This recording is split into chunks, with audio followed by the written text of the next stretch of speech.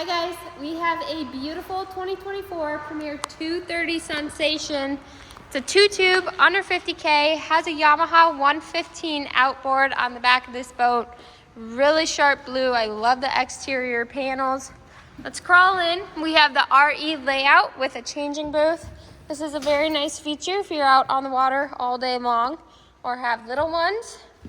Really nice L-shaped couch here with your table.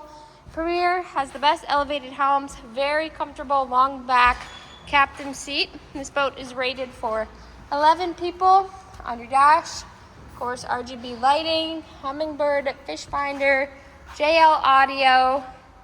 Coming to the port side, 2 tip out trash cans and an additional trash right here. So you're loaded trash free all day long. Keep the boat nice and clean. Storage underneath these seats in the front, and one of my favorite features, it's going to be the transparent bow door so you can see where you're docking. Really nice feature to have.